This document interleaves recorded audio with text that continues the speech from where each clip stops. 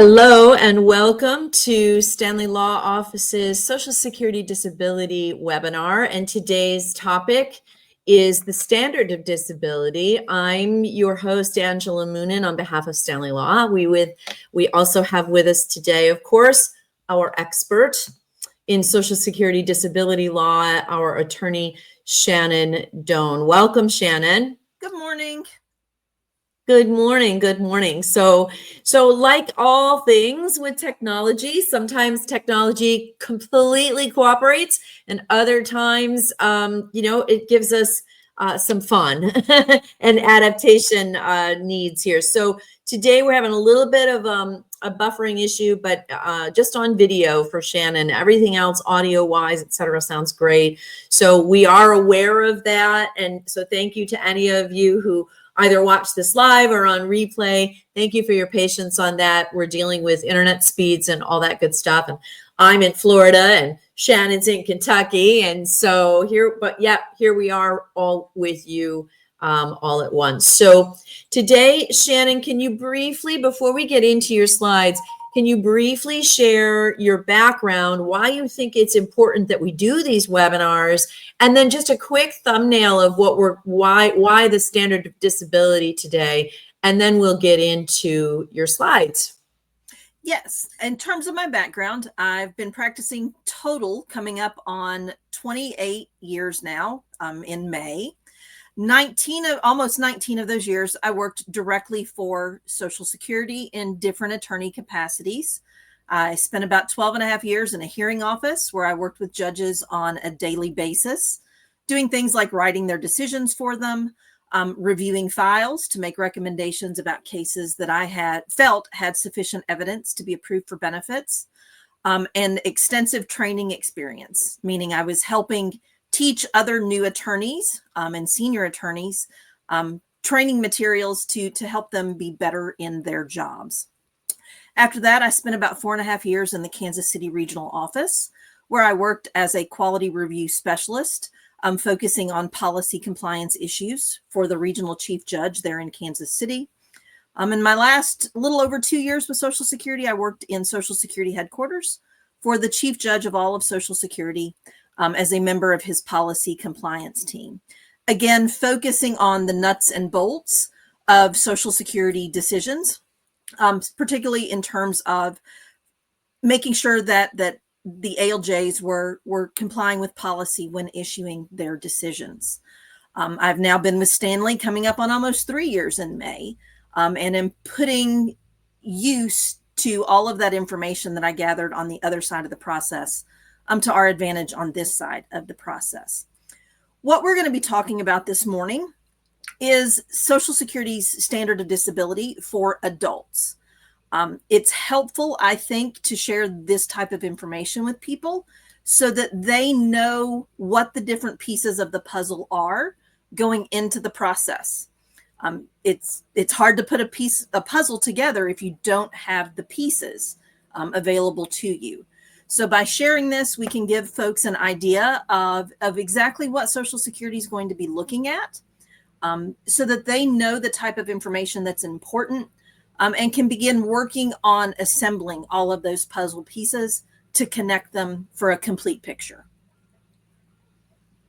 Okay, and we've covered different aspects of this process today. Again, the standard of disability. There are 2 other webinars I want to make everyone aware of that kind of round out the subject matter so far, so that what you hear today is a piece of that puzzle, and those other webinars you can find on the StanleyLawOffices.com website, as well as on the YouTube channel and Facebook if you look in the videos section. And on the website, it's literally under resources and webinars. So you'll find those. You'll be able to read more about Shannon and her work and devotion there to the Social Security disability process. And you certainly can contact the firm. Everything that you do in terms of a consultation with Shannon and her team, Amanda, her paralegal, anything with the team at Stanley Law is free and confidential relative to that consultation. And then the firm can advise you based on the circumstances of your situation as to whether or not they believe in their expertise and wisdom and experience that you have a viable case to pursue from there. And Shannon, one more thing, before we get into your slides, I was talking about this with Joe Stanley yesterday, and often you work in tandem, do you not, with the workers' compensation team, for example, or even a personal injury case, so that the team, what's interesting, when we say the team at Stanley Law, in your experience, Shannon, it really is a team that works cohesively together. Can you just touch on why that's important if you've got more than one potential case, to have it all under the umbrella of a team that's able to work together, as opposed to an outside firm doing one case and Stanley Law doing another? Exactly. It's a great point to make. We have several clients who we have all three types of cases. We have personal injury, workers' comp, and Social Security that often comes a bit later in the process when, unfortunately, some people have not improved. Their conditions have not responded to treatment as they had hoped. So it then becomes appropriate to consider disability. It's important, I think, to have everyone under the same roof, because it allows us all to have access to each other's files and the information in that file. Particularly for Social Security, it is critical for us to be providing updated information to Social Security throughout the process.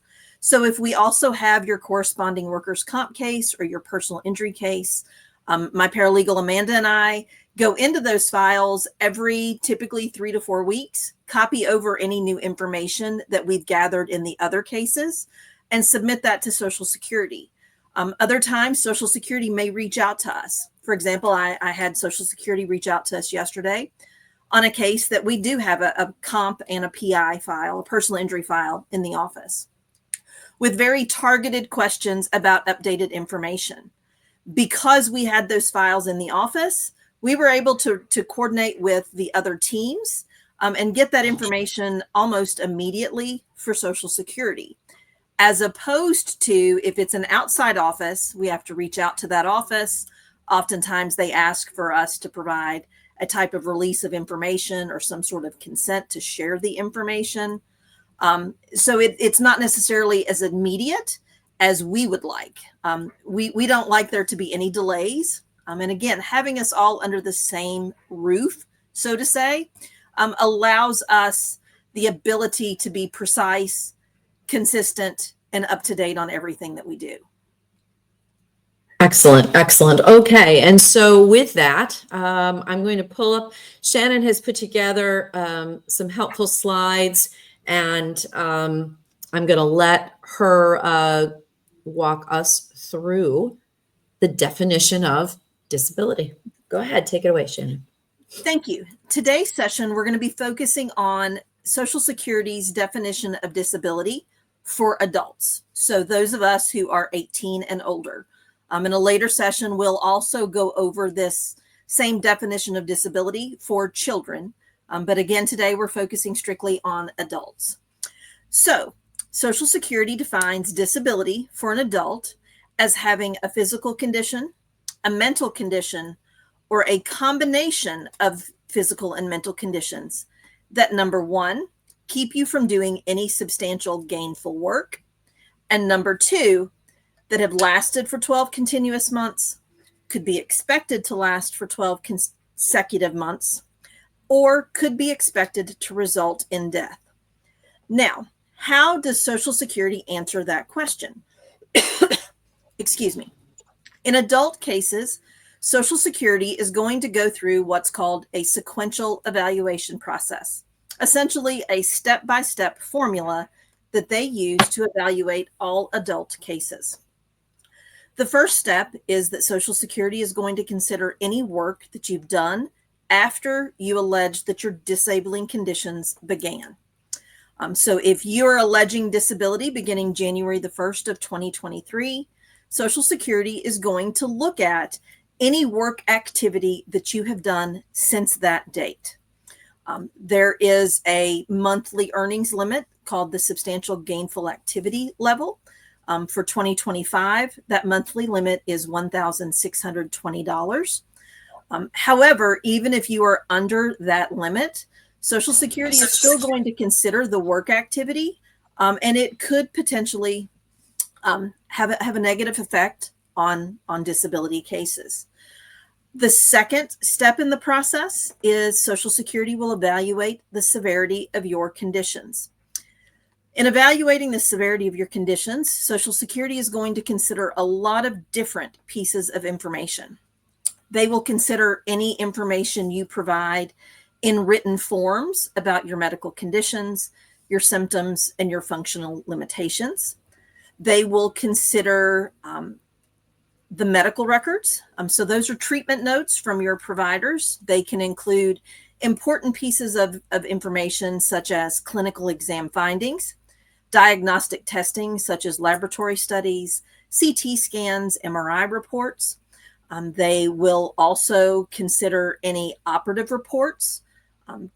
They also are going to look at the types of treatment that you're getting. For example, if you're alleging disability due in part to a mental health impairment, they're going to look at if you're receiving formal mental health treatment versus just getting medications prescribed by a primary care provider. If you're alleging disability due to diabetes, it's important to be treating with an endocrinologist, a specialist for that type of condition. They will look at if your condition has been relatively conservative or more invasive in nature. For example, someone who is alleging disability due to a back problem, a herniated disc, they're going to look at, have you had surgery? Has surgery been recommended? Or has treatment been pretty conservative with only medications? They're going to look at the frequency of your treatment. Are you seeing a doctor, on a regular basis as recommended by the doctor versus are you going in for a yearly checkup? They're going to look at if you're compliant with your prescribed treatment. If a doctor has recommended physical therapy, have you followed through with that? Are you taking your medications as prescribed? All of those things can be very important in helping Social Security evaluate how severe your conditions are. Another piece of information at this step of evaluating severity is medical opinion evidence. This can be opinions from either, they're called consultative examiners that Social Security can send you to for further evaluation. It could be an IME exam for a workers' comp or a personal injury case.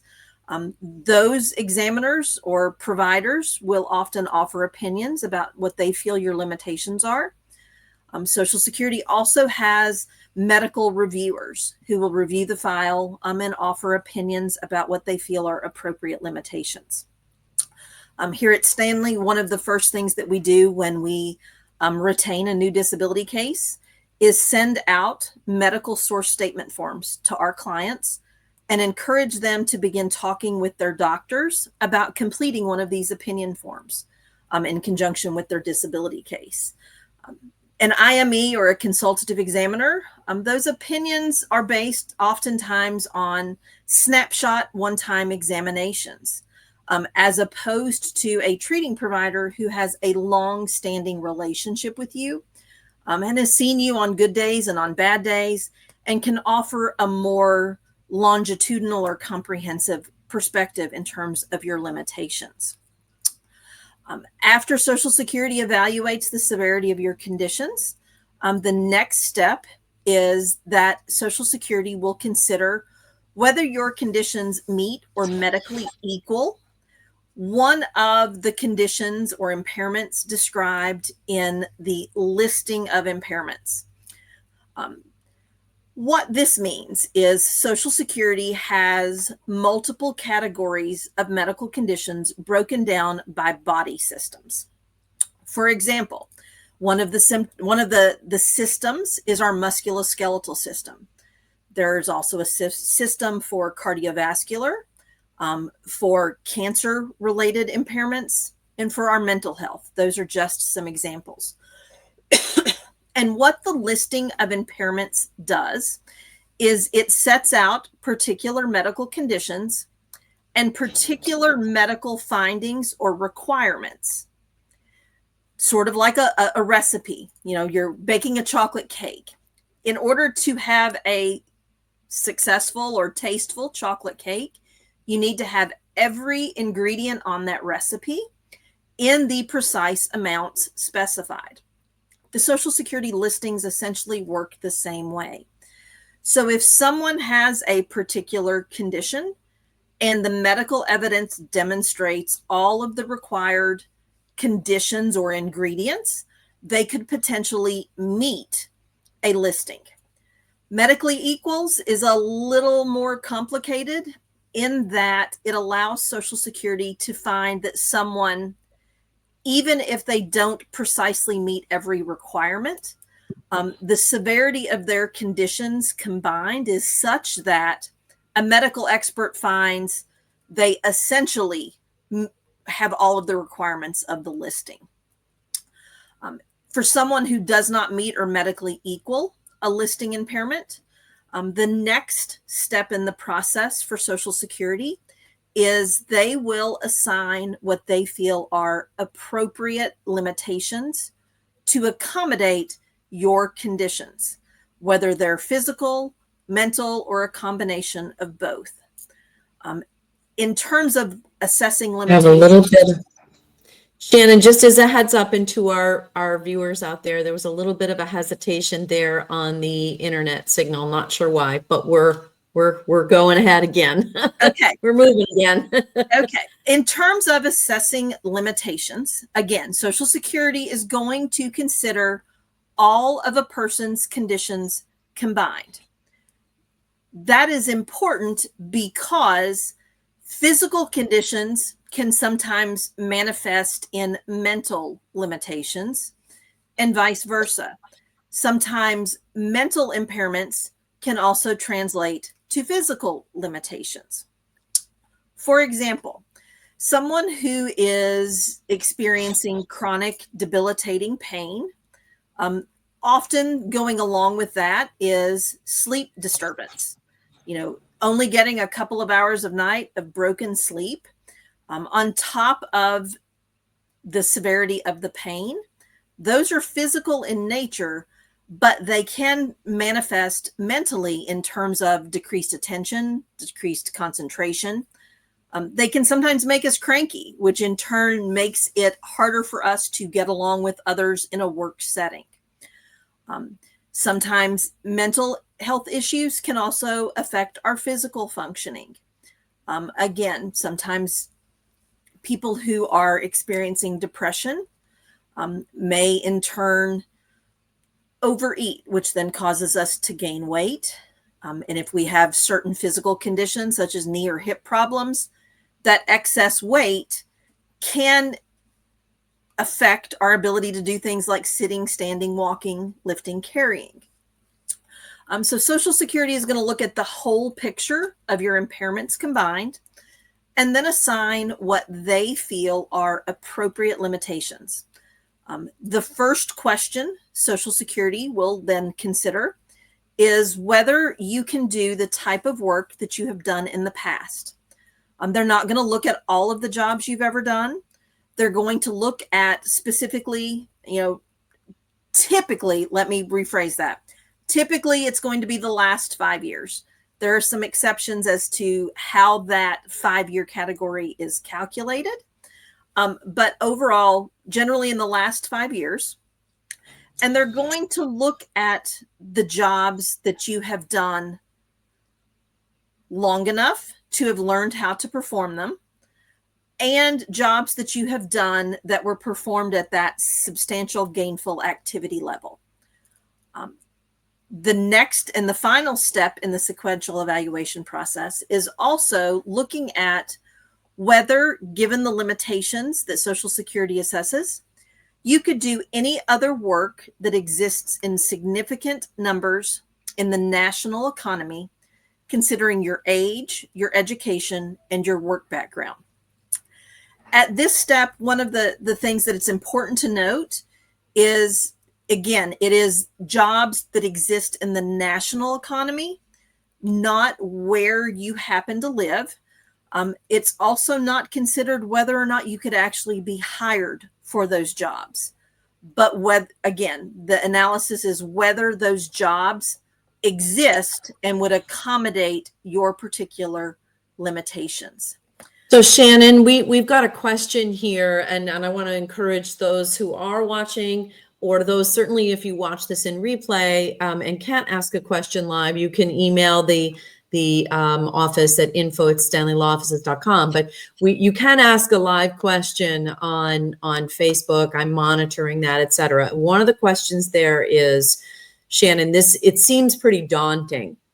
Like, I mean, based on all of this, what's your, I know average is a terrible word, but what's the average a percentage of people that get through this process, that qualify, that really, in their own personal opinion in life, are having difficulty functioning and working, but somehow fall through these cracks? And it seems like there's a lot of conditions to meet, I guess, is the question. How is it possible for someone to get, because you garnered almost 2 million in awards last year alone. So clearly we exceeded 2 million. So you that exceeded. was okay. Yes, we exceeded.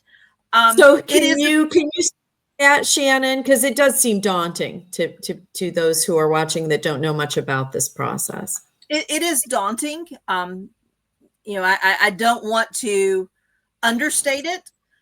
It is daunting. There are a lot of steps. There are a lot of moving parts.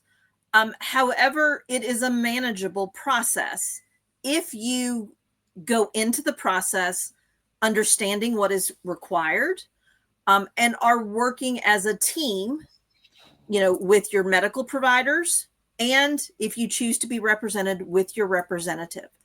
It is not an easy process. It's a lengthy process, but it can be manageable.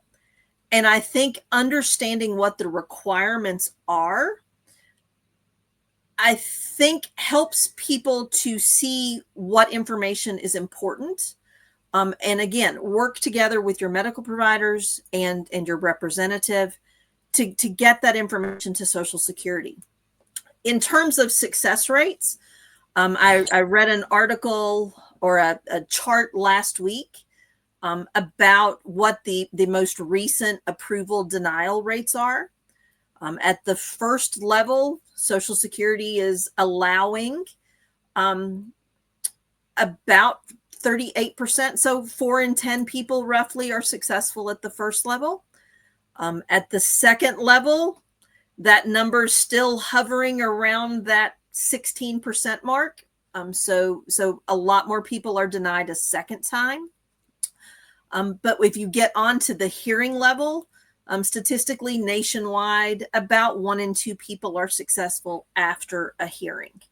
And based on your online reviews of you and your paralegal and the work that you do, I mean, once you get to the hearing level, you win nearly every case. Our statistics at the hearing level are higher than the national average. Off the top of my head, we still have some decisions coming in from 2024, but we hovered around the 75% rate of success at the hearing level last year.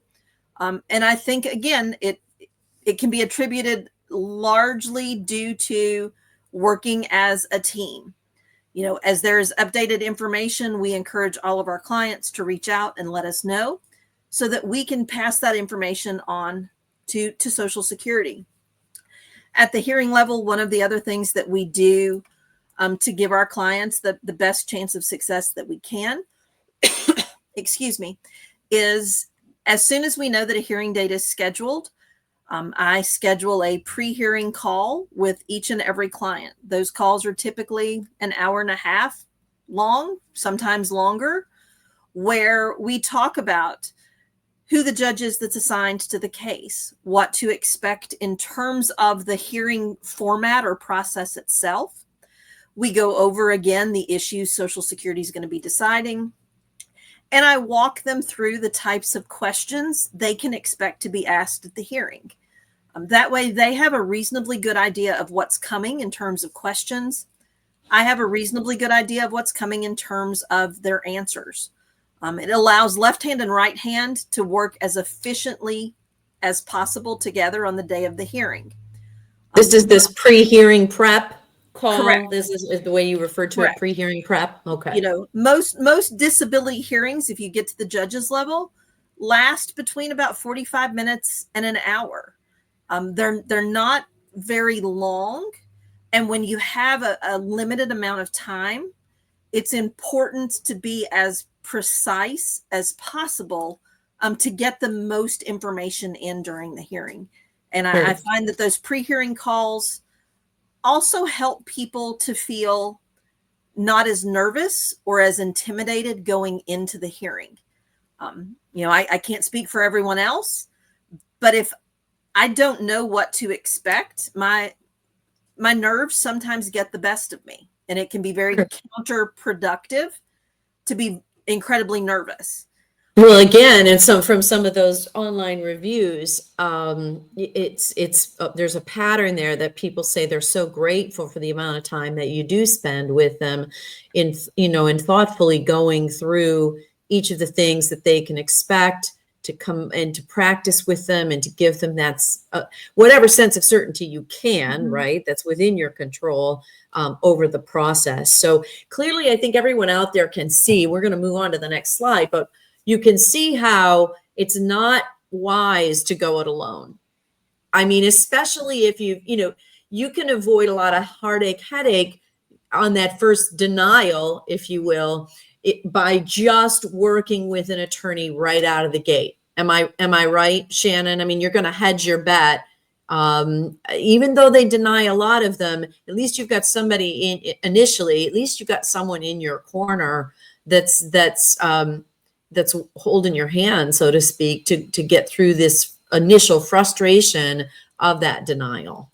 Correct. And, it's important when you start this process to have an understanding of what the process is and what's expected of you as the person seeking benefits, and what you can expect from Social Security and the process in general. Again, knowing what to expect is empowering, and it helps us have a goal that we're working toward. If someone just said, I need you to, again, let's go back to the chocolate cake analogy. I need you to bake a chocolate cake, but didn't tell you what the ingredients were, it's sometimes not going to really turn out to be a very tasty chocolate cake. Right. And the disability process is the same way. Knowing what is needed is the first and the most important step in being successful with disability.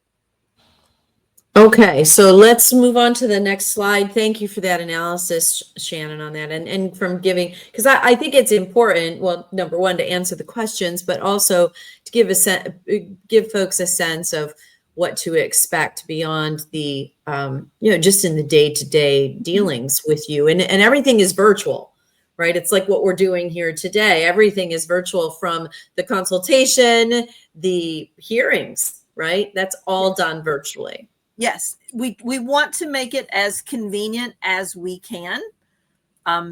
Thanks to modern day technology, we can serve people anywhere. It does not have to be someone locally.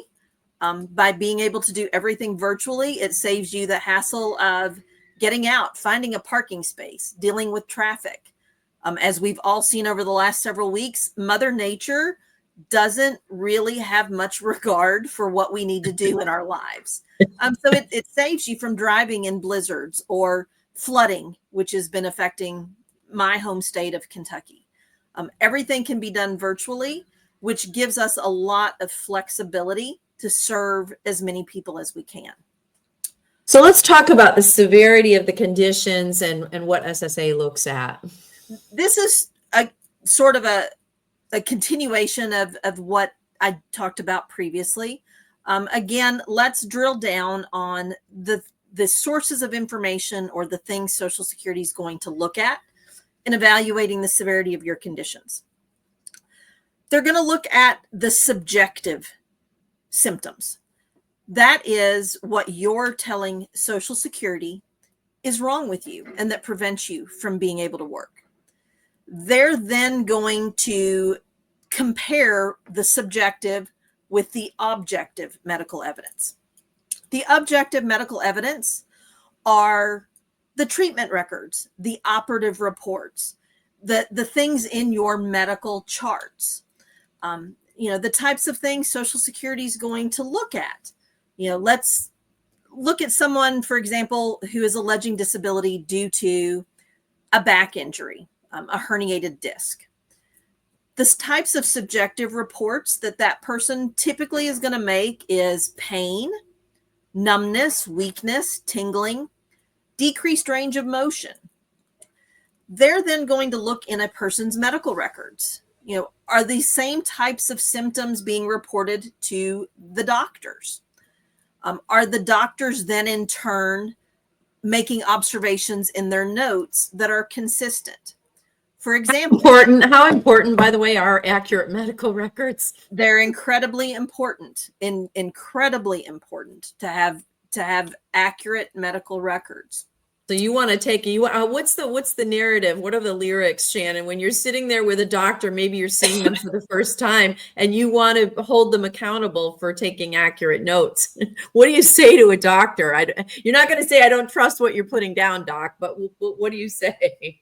I recommend to everyone, if you can access your records through a patient portal, as soon as you establish care with a doctor, get access to your portal. Take a look at, after each visit, what your corresponding office visit note is reflecting.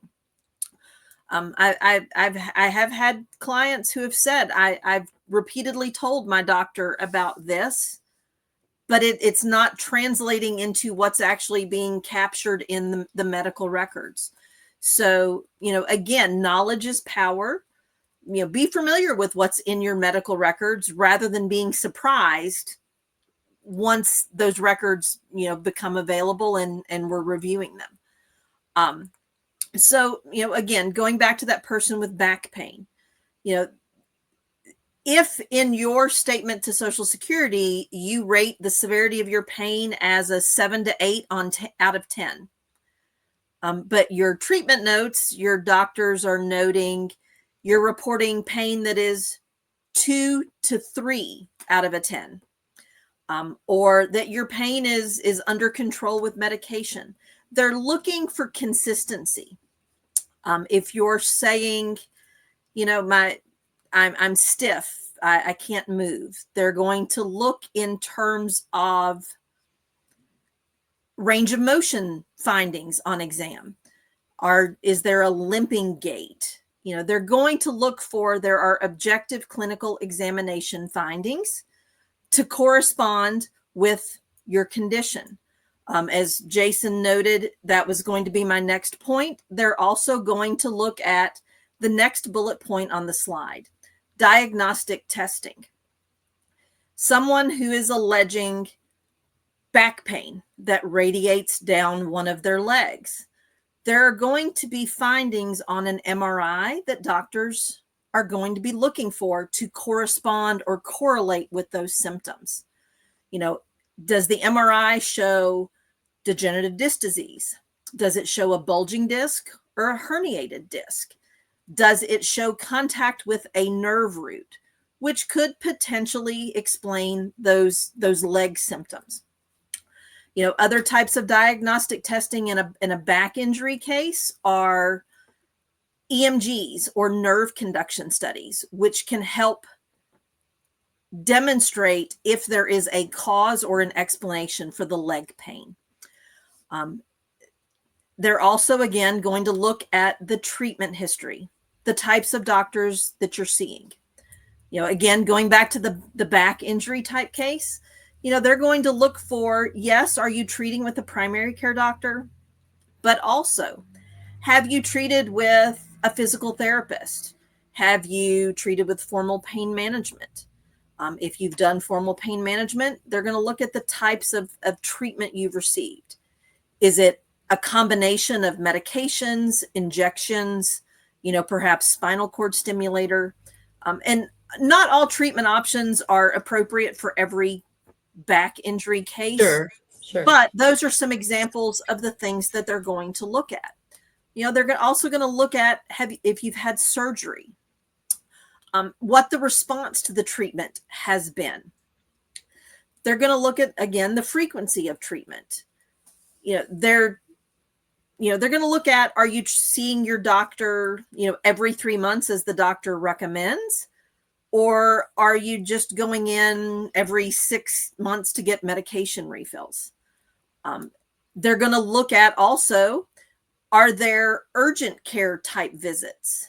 Are you calling to be seen earlier than that 3-month checkup because your pain has gotten worse? They're also going to, again, look at compliance. Are we doing the things that our doctors are asking us to do? For example, sometimes before doctors will move forward with a particular surgery, they recommend people stop smoking because smoking can impede the healing process. So if your doctor is repeatedly recommending smoking cessation or weight loss efforts, Social Security is going to look at, are we trying to do what the doctors are asking us to do? If they're recommending physical therapy, have we tried to do that? And again, last but not least, in evaluating the severity of conditions, they're going to look at medical opinions. So if you are considering filing for disability, that could be an important conversation to have with your medical providers to see if they would be willing to complete what's called a medical source statement form that, again, gives Social Security an opinion of someone who has seen you on the good days and the bad days and can give a more comprehensive picture of what your limitations are. And what again is that form called, Shannon? A medical source statement form. Medical source statement form. Yes. Okay. Now, let's finish up with our last slide that kind of gives people an idea of the vocational factors that Social Security considers in all adult cases. Social Security has a set of what are called medical vocational rules, or you might have heard somebody call them the grid rules, that consider the various factors that are at play in adult disability cases. Those factors are a person's age, a person's level of education, the skill level of his or her past work, and the physical exertional work that you're now limited to because of your conditions. The most important of those factors, in my personal opinion, right off the bat, is our age. Because the younger we are, the more difficult Social Security's rules make it in terms of being successful. 49 and below is the younger age category. And that's when Social Security's rules typically make it the most difficult to be successful, because we have to be so significantly limited that it prevents us from going back to our past work and from performing any other jobs that exist in significant numbers in the national economy.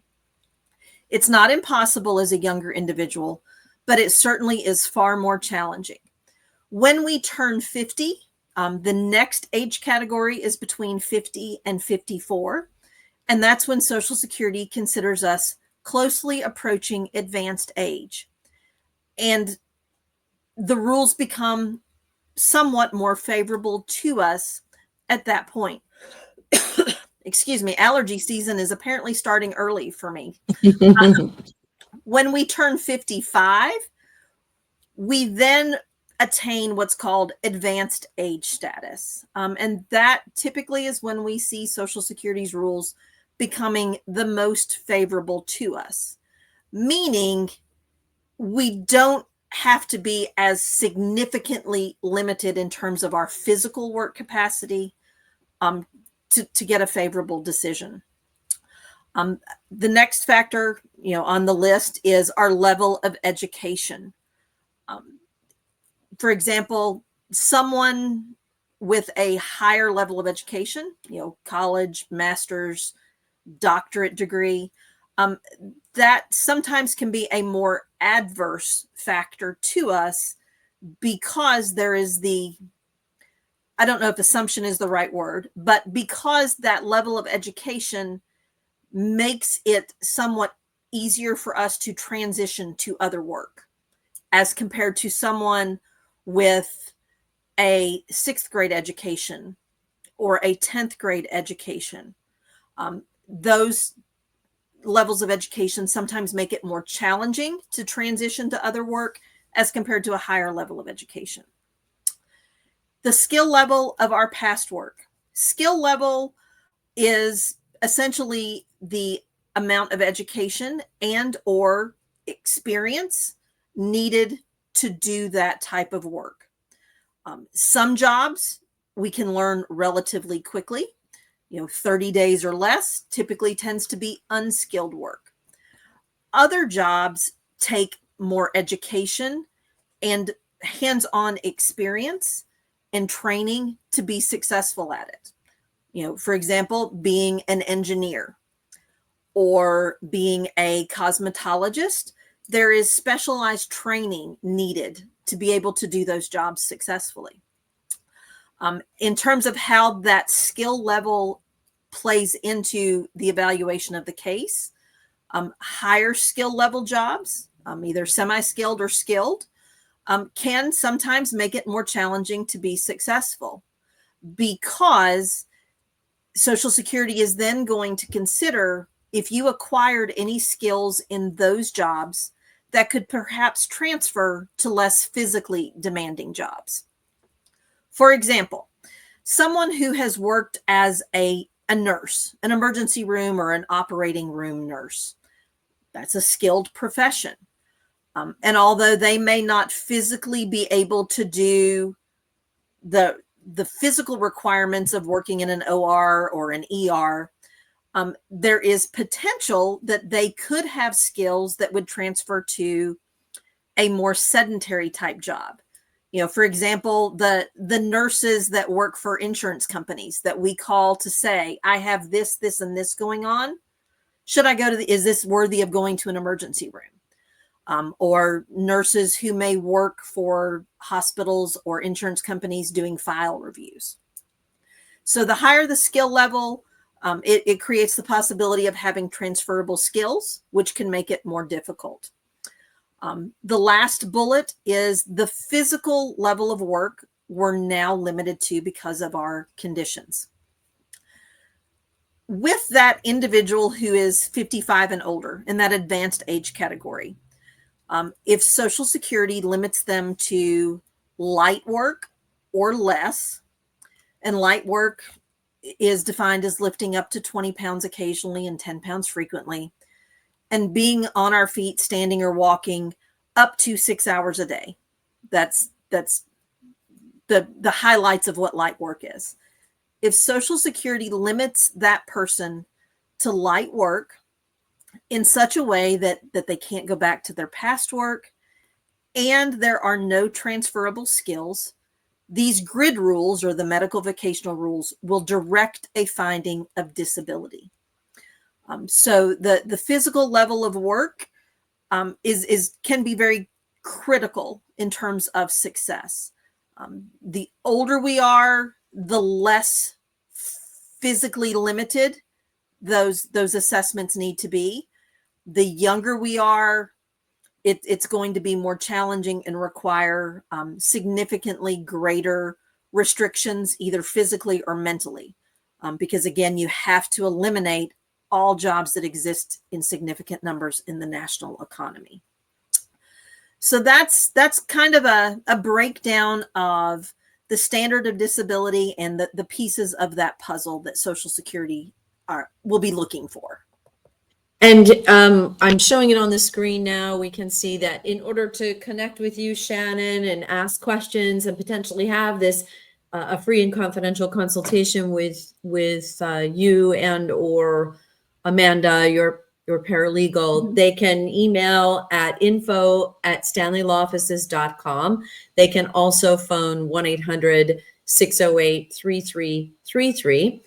Or if you don't feel comfortable doing either of that, you can go on stanleylawoffices.com and simply fill out a contact form, and someone from the team, most likely in this case, Amanda, would reach back out to you to determine whether or not it can proceed to a full intake, etc. So, Shannon, any other points that you want to make sure that people understand why it's so important to involve an attorney in your Social Security disability process? I'll tell you that what we get as an FAQ, a most frequently asked question, is why I worked all these years. Right? I worked all these years and paid into the system, and now I'm hurt. Why am I getting denied?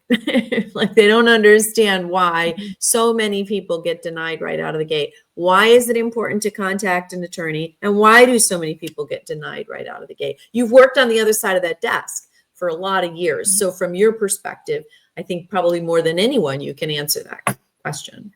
And again, helping people understand what the process is and what the standard of disability is makes it easier to understand and navigate the process. For example, I had a conversation with a client late last week who was denied because Social Security found that she could go back to her past work, which was a sedentary desk type job. She thought that she could not do it because she just felt she was not able to perform that job the way that she did it. However, Social Security found that she could go back to her job as it's generally performed. Understanding what the requirements are and how different limitations affect our ability to do work can be critical to success. We've had other clients who, although Social Security agreed that they could not go back to their past work, found that they could do other work in the national economy. Sometimes people have the misunderstanding that just because they're unable to return to their past work, that's automatically supports disability. But there's then the next prong in the analysis, which is, are there other jobs in the national economy that you could perform? And again, understanding what those steps are and what types of evidence can be helpful to show disability or show limitations. Also understanding what types of conditions can be, I'm not going to say deciding factors, but can tip that scale to someone's favor is very important. For example, if you're limited to sedentary work, which is essentially a desk job, or to light work, conditions that specifically involve our upper extremities can be critical in establishing disability, because to do sedentary work and to do light work, you need to have good use of your hands to do things like gripping, grasping, handling, fingering, performing fine manipulation. And again, kind of knowing the ins and outs or the nuances, helps people understand what they can do to be successful in terms of disability. Well, clearly, Shannon, you've been doing this for a bit. You can just a bit. So I want to encourage anyone out there who either themselves or a loved one, a close friend, share this information, share this webinar link with others that you think it could benefit. Again, these can all be found. All of Shannon's work and her webinars can be found on the Stanley Law Offices website at stanleylawoffices.com. Under resources, it will say webinars. There will be FAQs there. There will be some videos and examples of these webinars from the past. Also on the Stanley Law Offices YouTube page, or if you go to the Stanley Law Offices LinkedIn or Facebook, and you click on videos or past events, you'll find them there as well. If you have any questions at all, we welcome them. Shannon and her team are incredible to work with, as attested by the reviews that clients have made about them online, on Google, on Facebook, on Yelp, Abo, etc. So thank you, Shannon, for your time and input today. And thank you all out there for listening. For Stanley Law Offices, we are grateful. We wish you well. Stay healthy. Watch out for the snowy roads, if that is a condition where you live in the world. And Shannon will be doing another one of these. We usually do one every month or every couple of months. And I do know earlier you referenced doing one for children. Yes. So we that may be our very next topic. The standard of disability for children, and just watch the Facebook, LinkedIn, YouTube, and websites for any information on that. Like, share, and follow. Certainly comment, ask us questions, call the office, or email. Take care, Shannon, in your part of the world. Say hello to Brutus and the family. Do you want to stay online after we stop streaming to get our next date lined up? Yes, sure. We can do that. Perfect. Thank you again. Okay. Have a great day, everyone.